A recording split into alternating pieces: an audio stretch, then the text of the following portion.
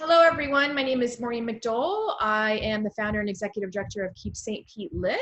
This is Typewriter Talks, our weekly online series where we interview Tampa Bay authors and kind of get inside their brain.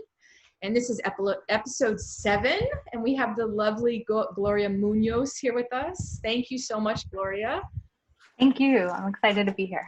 Yes, Gloria has been teaching classes with Keep St. Pete Lit for a long time now and was a former board member, and she also currently teaches at Eckerd College and is a prolific poet and mother. So why don't you tell us a little bit about what you're working on right now, Gloria? Okay. Hi, everyone. Right now, oh my gosh, to be honest, I've been kind of in full planning mode right now. I have had some trouble writing, really just like writing at the moment. Due to the state of things with the pandemic. But I am a Virgo, so I don't know if it's that side of like my extreme planning mind that just enjoys kind of mapping things out right now. So I'm in that headspace. And in terms of mapping out, I'm mapping out a kind of future collection of poems, which is in its very, very nascent beginnings.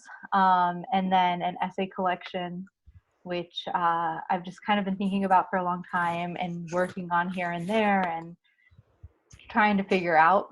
So I'm just really kind of focusing on mapping those things out right now and figuring out like where they want to go and what they want to encompass. And that's, for me, that's writing. I feel like I tell my students all the time, I'm like, writing happens in many forms, like off the page, on the page, in your head, in your sleep. And for me, sometimes just like that mulling over is part of it. Yeah, today I was swimming laps and I was working on a poem, and it was like just even the act of swimming laps, I was able to like kind of see how the poem wanted to go, and parts of the poem weren't there in the morning, and then just like that time of meditating and doing something repetitive, all of a sudden I was like, oh my gosh, that's how it goes. And I think that's a wonderful point for students to realize that you're probably always writing. There's the act of sitting down to write, but then the plotting out and the processing is going on all the time. And sometimes that's procrastination. You feel that's procrastination, but it's actually like part of the process. And I think that's a really valuable point to share. And also, it kind of goes into like, what is your writing process? Because you have a full-time job and you're a relatively new mother. So what is it? How do you fit your writing in with both of those things now? So wild, honestly. So before becoming a mom, I kept reading all these interviews by writers I really admire who were mothers, and I was like trying to figure out, I'm like, how do you do this thing that seems impossible? And it sounds really naive now when I say like it seems impossible, because it's not. Like, people do it, people have forever and ever, it's totally fine. But just the time constraints of not only motherhood, but just like being a woman in general, I feel like we're very giving of our time. We're very self-critical with how we use our time. So I feel like I'm constantly like carving out spaces. And that was something that I just wanted to know about. So I like researched this. That's like what makes sense to me, is to research something when I have a question about it. And I read like interviews with Sadie Smith, and and she talked about just doing it and being a mom, and not necessarily being a mom who has to, like, some people are like, you have to have just one child and then you can write. And she's like, no, she's like, you can have a kid or two, like whatever, like if you want to write, you'll write. And then actually, of course, the all-knowing Toni Morrison, seeing her documentary and reading a lot about her life, especially with her passing, and just realizing, oh my gosh, like against all odds, she was going to write, even if it meant getting up 2 hours before her kids woke up as a single mother and just figuring it out. Those examples to me were super inspiring, and I just felt like, I felt like with all these ancestors of women writers who are mothers, I was like, I can do this. And that's what happened. I had Luna, and then I just kind of started finding that rhythm and that time. And for me, most of the week, it looks like evening times. Sort of things are winding down. She's very good at like just playing or going to sleep around 8 and then just sort of diving into work.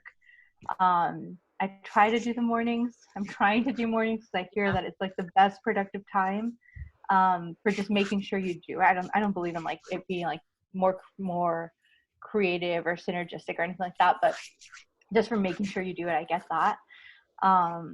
But I am so tired in the morning right now that I just can't get myself to do it. I'm like, one day I'm gonna, wake up at like 6 and be like ready. But right now it's like if she's asleep, I'm like, I'm gonna sleep. Like we're all gonna sleep if she's asleep. Yeah. Yeah. So just figuring out. I'm sorry, I didn't mean to interrupt. When I first became a mother, I just remembered like the long interrupted days, where you can kind of, you work around your work schedule, but you would have these long stretches where you could just like daydream. And then it got down to like, okay, her naps are an hour and a half. And it's funny because my writing pretty much now, because it was a long period of time when the naps were still happening, that and then you have these like hour and a half windows. My writing process is pretty much hour and a half now, so it's like I rewired my brain to really need about an hour and a half to, and then I'm just kind of like, okay, yeah. So it's interesting that how we're so adaptable as and I do think like, I don't know about you, but I feel like it's weirdly helped my writing process. And and not necessarily productivity, but the way I'm able to get into work is really different nowadays. Like, I used to be like, I need a cup of tea, I need to light a candle, my desk needs to be clean, I need to not feel like totally disgusting from the day of work or from whatever. And now I'm just like, I have an hour and a half, I'm gonna write, I'm gonna jump into this chapter. So that's pretty cool to see. Yeah, that's good though. So you'll have to write an article for expected writer moms to read of all your advice, right? Yeah, maybe one day. So as far as your writing process, because you do both fiction and poetry, how does a poem start for you? You could, do you hear a line, or are you inspired by something you see, or how does it work for you? That's a really good question. Trying to think. Sometimes it's, I think, images, like something I see or something I like hear and then translate into a visual image, or something I'm just curious about. So like if I start reading about I don't know, something scientific or something that I'm just like, oh, I don't really know enough about X topic, I'll just stay with it and kind of carry it and try to figure it out. I love plants. I love like gardening and kind of digging in soil. And that's something that I've continued on as a mom as well. And I think the sort of deep observation of gardening is something that I really appreciate. And when maybe it's like swimming, I don't know, but like for me, like gardening is like the thing that I'm doing that like my body's working and my mind's like just like wherever it wants to go. I think maybe in the subconscious. Yeah. And I have a lot of ideas when I'm in that space, which I really like. And there's no cell phone in that space, or like people who like necessarily need things from me. And with that, there's no like sort of guilt or voice of guilt talking to me. So I really just like find anything that makes me observe like what's around me more, sort of unlocks inspiration for me and makes me sort of think on a deeper level about whatever it is I want to write about. So I think that space is really helpful. Mm-hmm. And so you mentioned plants. What are some of the major themes that do you return to the same themes over and over in your work, or some writers say like this, and this, like right off the bat, becoming I realized there was a whole other themes that came in. A lot of my poetry is about my child growing up and relating to life. So it just, it changes, but what are some of your major themes? Richard Hugo, the poet, said that like we write loosely, I'm paraphrasing, that a lot of poets write the same poem over and over and over again. And I very much believe that. I think that my poems, although they might be different or about different topics, a lot of them deal with loss, with change, like with figuring out what it means to change and identify, like how to identify with the self. The environment in general, but I connect the environment to loss, and not in a like necessarily always sad way. To me, I'm like, loss is sort of beautiful, necessary, tragic thing. Right? It's like the comedy of our life. We're here, but we all know that we are here and we're going to lose in layers throughout our life. Yeah. And that's something we live with. So that's something I think a lot about. And identity, just like personal identity. And I do think a lot about language in general and like what it does and what it means and how it can shape or change things. But I think those are the main things. And I think that I'll never stop writing about those topics. I don't know. It seems like the most general, like obvious topic, but it is where my sort of head is at. And I think like, talking about plants, my gosh, they're so vibrant and full of life and everything, but they do have a cycle to them like everything else. And it makes sense to me. Yeah. They have to lose leaves to get new leaves, and the cycle of the seasons and all that stuff. And I think we get so disconnected from that, even the waxing and the waning of the moon, that no wonder we are dealing with, being frazzled or disconnected or depression. We're not outside as much, especially in Florida right now. We're coming into our heat, or what I call our winter, because we're coming into our summer, and it's like, right. I'm already like, it's 80 degrees. I am going to pop in and pop out outside. It's too hot. Yeah. So how does being bilingual inform your work? I think that it's funny because I hadn't started thinking about that like question so much until recently, when people have like started asking it more, and then I was like, oh, wait a minute, I guess it does really inform my work. Like it's just kind of like what's happening on its own. Does that make sense? Yeah. And I think that, I don't know, like Spanish for me is it's like the language of just like jokes, like family jokes and storytelling, like family stories, and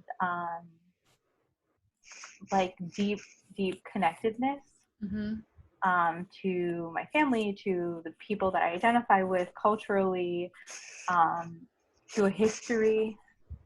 The fact that I'm always thinking about like gender and the fact that it is a gendered language. Yeah. I think about that a lot. So it's sort of this language that just feels very attuned to everything that is around me. Where English is something that I'm like always working in. Like it's like I teach in English, I write a lot in English, I watch movies in English, and other languages too. But English is like sort of that center stone for things. So I think like when I first started getting into translating and thinking of myself as somebody who wanted to explore both languages, I was in grad school. I was in like 2000, maybe 11 or 12, where I thought, I can write in both. Like I know both languages and I can read in both and always have, but I never really like thought, let me write in both languages and explore what that would be. And when I did start doing that, I found that, especially for poetry, like the way you think about like the sonic quality of a line, if you compare it to another language or sort of move between the two, it will really unlock things. At least it does for me, with between languages and between sort of the consonants and the sounds. And oh my gosh, like these words rhyme, and I didn't expect them to rhyme, but they only rhyme in Spanish. Like what is the equivalent to that in English, and how do I find that like long vowel sound or whatever it is I'm looking for? So it's kind of like not the negative, but a wonderful sort of visual comparison, like, or contrast, like photographic negative maybe to a language, which shows sort of like all the black matter or the space in between. So for me, it's helpful because it can help bring out more in the text. Okay. So, and as you mentioned, you're gestating on a book of essays, and so you've written fiction before, correct? Yeah. What is drawing you to move out of poetry into fiction, and why does that form resonate with you for some things and poetry resonates for others? Yeah. So with fiction or with nonfiction? Either. I mean, are you doing both? Is your essay a book of nonfiction or is it a book of fiction? Nonfiction. Okay. Yeah. So I'll say that, like, I've written essays for a long time. I just was always really scared of sharing them. Because they're personal, and I love the speaker of a poem. I love the eye of a poem, and that, it's just like the eye of a poem. It can be you, it cannot be you. It can be a, hybrid or a consolidated character. But the eye of the essay is pretty close to you, right? And to your personal truth. Here I am, worried. Yeah. Yes, yeah. And that always freaked me out. I mean, since my first creative nonfiction class, which was really fantastic and like eye-opening and kind of earth-shattering, but I've always had that fear. But it wasn't until I started teaching creative nonfiction, because I've written it and I've had some essays published, and so they asked, would you like to teach it? Like, you have some credentials here.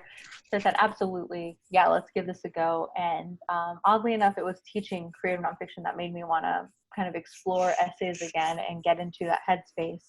And also seeing my students who are like so just excited about discovering their personal truths and writing and just sharing and kind of getting into the weeds, that inspired me to also sort of return to the essay form. And sort of switching between the two, I feel like it is only because I started writing poetry. I'll say this for both fiction and nonfiction. I think it's only because I wrote poetry first that I was able to do the other two. I think otherwise I would not know how to enter an essay or how to enter a narrative fiction if I had not understood like image, metaphor, subtext, the subtext of a poem, like all those other aspects first, kind of like in the form or genre that makes the most sense to me. That's why it is good for fiction writers to take poetry classes. They tend to stay like really separate, and I think that even though it may not be the form that you're necessarily drawn to, I think learning how to see things differently can really inform your fiction writing. And thank you for pointing that out too, because it's good for people to know that, and also showing your vulnerabilities, that you're trying out this new form or have tried it out in private, but now you're going to take it public and not everyone's like born ready to be out in the world as a writer, and you're teaching and you're full-time faculty at Eckerd and you have books out, but there's still that kind of like, fear, but you do it anyway because you're going to do it anyway, right? Yeah. I feel like you must, and I don't think the fear ever goes away. That's the thing that I'm realizing more and more, even with poems. I don't know if you find this with poetry. It's like, oh, I'm gonna go here. I'm just gonna go for it, because if I don't, I'm gonna keep thinking about it. So it'll keep haunting you. Yes. So on that note, what would you tell your younger writer self if you could go back in time and give advice? It's funny because my favorite teacher I've ever had, ever in my life, was an undergraduate professor. And I've had a lot of really wonderful writing teachers, but I think she was just my favorite, like all-around teacher, because she just changed the way I thought about writing. And it was my first creative writing course, so of course I just fell in love with her. But it was Suzanne Gardenier, and she said, paraphrasing here, write about the things you feel like you're not supposed to write about. And I remember I wrote that in my notebook, and like to this day, I have the page of, I don't have that whole notebook, but I have the page of that notebook saved in another notebook because I've just carried that with me, and I didn't actually start practicing it until much later. I think because that scared me out of my mind to write about what I'm not supposed to write about. Holy smokes, like I can write about these things. Why should I? Who cares, right? So all those questions, all that doubt was with me for a long time as an early writer. And it wasn't until much, much later, I would say like almost like a decade later, until I was like, this is what you meant. Like, why weren't you doing this all along? Or at least giving yourself permission to think about that or draft and, you know, not necessarily share the work or anything like that, but just like explore that space through writing. Yeah. So I think I would tell myself to kind of go for it and to take that advice. Yeah. Not just as something you carry, but as something you practice. Yeah, that makes sense though. Some writers right out of the gate are writing about those things, and others it takes them a little longer to, you know, I'm kind of skirting around the idea of it being an aging woman, you know, being 45 and what that means. And I found myself like going, well, I just don't want to be another broken record about, you know, but then I was also like, oh no, I need to dive in here. And, because usually I was one that would just dive in the deep end. I actually have a book called Longing for the Deep End, but this was something that I was kind of dancing around. So I'm really curious, because I would want to be a poet that expresses things at all ages, you know. And that's exciting. Yeah. So who knows what's coming from that. So what gets you unblocked? You mentioned gardening, and like where do you go for inspiration? Walking. I love to walk. I think it's something that I've always done to kind of free my mind. Mm-hmm. It's also like just right now, I think one of the most important parts of my day is when we all go on a walk, or even if I just go on a walk alone, like a tea tumbler, I'm like, this is everything. Yeah. So walking for sure, and just sort of switching modes. So if I'm just working on something and I'm not figuring it out, like picking up another project and doing some work there. I've written songs for a long time. Like it's just something that I've done since I was really young, and that's just like it's really fun for me. So thinking of melodies or thinking of lyrics is just really fun. I don't know. So kind of switching modes or walking, I would say. Those are the number one. I do like reading, and it used to be kind of like reading news or like looking at things like that. But right now, yeah, I do not find that inspiring. It's a little overwhelming. Yeah. Right now, it's like, do I really need to go down this rabbit hole? Like the first 2 weeks of COVID, I was like, I need to know, as you said, research and know every single thing there is to know. And then it was like, okay, there's no really new information I'm getting. And then it's like, what's your intuition say? Like, what feels right to you? And you know, that's kind of, I don't know if that's your process where you research it, and with anything, research, get all the information, and then you kind of switch to the intuition. You've taken in all there is, and then kind of see what your internal dialogue says in response to all the, you know, all that you've taken in. So that's interesting. So what were you going to say? Were you going to say something? Did I interrupt you? No, just that makes sense. Yeah, that makes sense.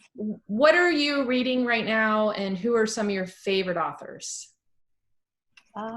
So I I have a lot of favorite authors. I have on my shelf right now. I'll show you some books I'm really inspired by right now. Mm-hmm. There's a bunch of them. I think this one too. Yeah.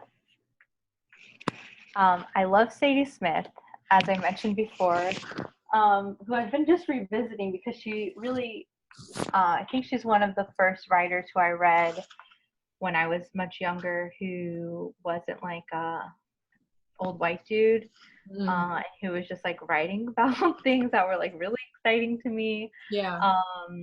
So I've started revisiting her work lately and just feeling like so inspired by the fact that she was doing this one when she was much younger and like has been doing it for a long time.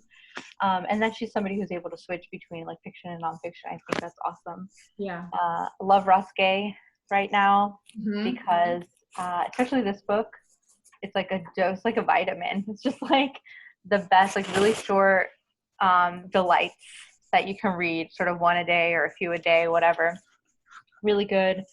Not all like tonally one note either, which I really like.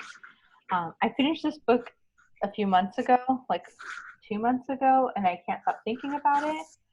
It's about global warming. Fantastic. It was put out by Milkweed, and I can't recommend it enough. It's Elizabeth Rush is the writer, and it's just a collection of essays, and she basically traveled to coastal towns in the US and did these like almost documentarian style like interviews, like deep interviews and observational sort of research, and wrote these essays. Really, really good. Like scary, wonderful. And we are in a coastal town in St. Petersburg, so yeah. I mean, you're in higher ground, so you'd be in the island of the island. Wild. Yeah, you come over. Yeah. Well, I'm in Roser Park. We're in about 35 feet above sea level, which is a lot in Florida. Yeah, that's true. Yeah. I have three more that I recommend. One is Pet, YA, and it is unlike anything I've ever read. Highly, highly recommend it. I want to reread it because I was just like, it was just an adventure. So really, really recommend it.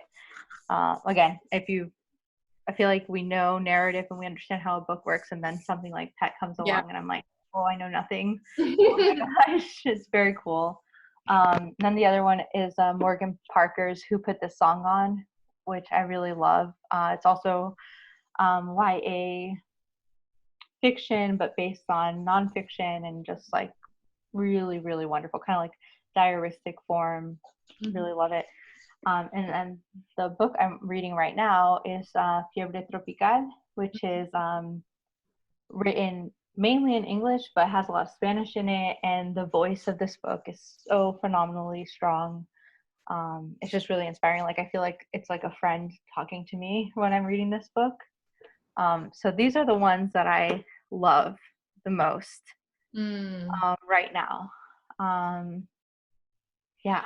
It's cool though that you're reading, that you show reading across multiple genres. Because sometimes I'll read like 6 books at once because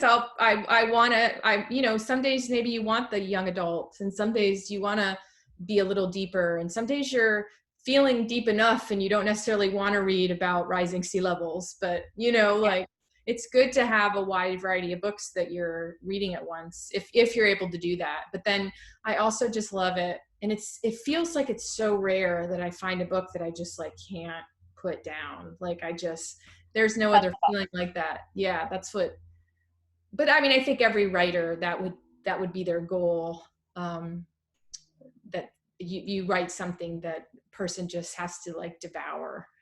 So what would be, one more question, and then what would be like your holy grail of writing advice that you would give? Holy grail, holy smokes.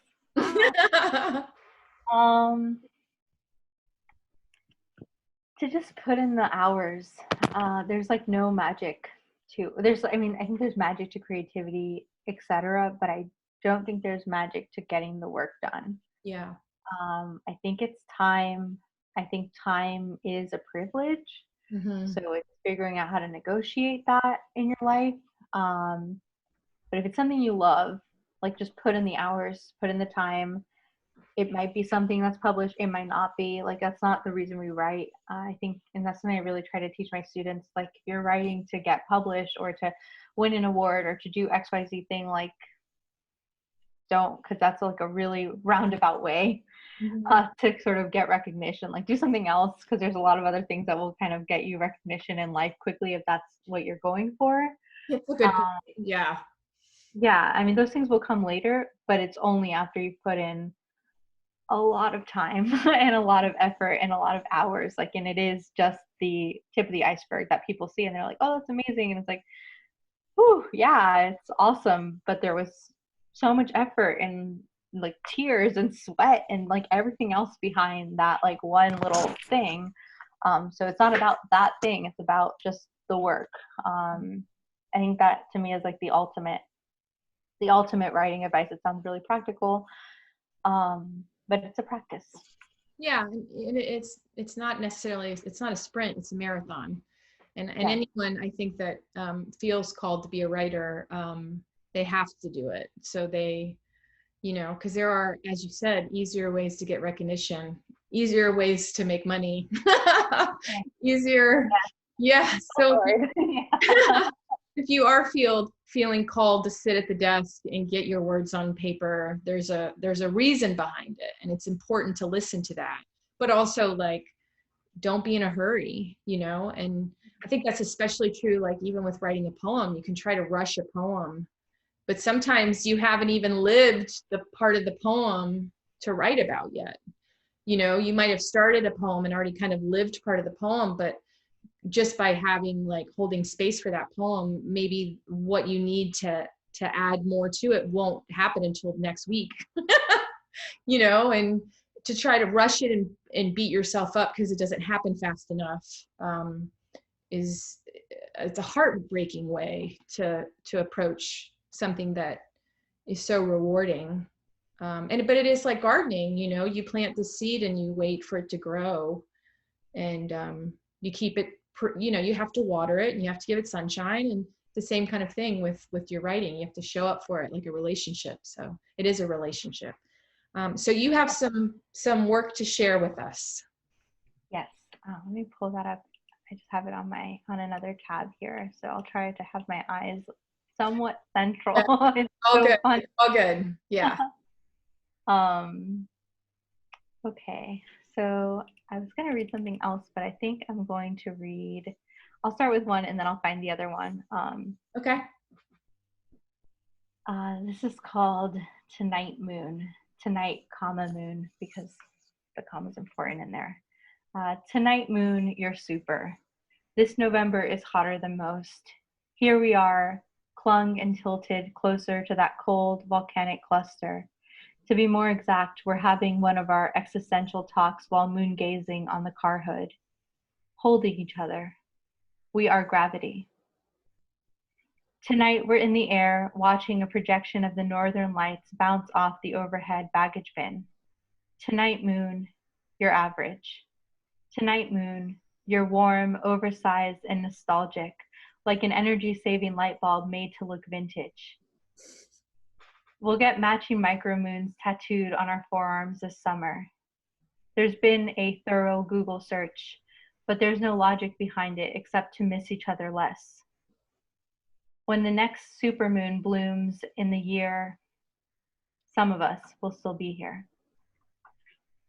I love that. So many visuals. Thank you. And I love the moon. Me too. Well, your daughter's named Luna, so. We kept coming back to that name, you know? Such a great name. As somebody who has a lily with begins with the L with the four letters, it's such a strong but lovely name, you know. So Lily, yeah, it is. And I think I'm going to read this other one because it's like I've been thinking a lot about space right now. Mm-hmm. Like I'm always thinking about outer space, but more so recently. So this has just been on my mind. And this was written after the solar eclipse, the big solar eclipse we had. Yeah. Now I think almost like a year and a half ago or more, maybe 2 years ago. Yeah. Eclipse. I can count sunrises I've seen on one hand. Rays shrapnel through darkness like birds in heat, opening neon, leaving us meager and landlocked, looking up. The sun was a god before it was a planet. On walks, I fill the fold of my shirt with roots and pods. I've been working on this garden for too long to feel immoral, and every seed gives me hope. This year's solar eclipse eclipses us into awe for a moment. But we're still sad. Oh, if our sadness could spill into a pinhole, scatter like tiny crescent moon shadows. Oh, that's beautiful. I was thinking about the eclipse today. That's so funny. Really? Yeah, I was working on a poem about home, and I was thinking about the chalk, writing on the chalk sidewalks, but then I remembered those little eclipses Yeah. that were all over our sidewalks during the solar eclipse, the half moon eclipses, and how I'd never seen anything like that in my life. And it was just such this, and to share it with my child. So I love that it came up twice in one day. How poetic. Yeah, that's very cool. Yes. And I love that we can be amazed by things. So like, oh, yeah. Yeah. So Gloria, thank you so much for sharing all your wisdom with us, and kind of showing how there's not one right way to be a writer. Everybody approaches it differently. And I appreciate you not only as a writer and a teacher, but as a friend. So thank you so much. I know. Yes. I'll do a full moon for you. I think I'll start. Was it full moon? All right. Thank you, Gloria. And thank you for joining us for episode 7 of Typewriter Talks. We are Keep St. Pete Lit. We can be found at keepstpetelit.org. We have a whole plethora of online writing classes now that you can take from anywhere in the world, which is quite wild. So thank you again. And thank you, Gloria. And yeah, all right. Have a good day. Good Bye. day. Yes.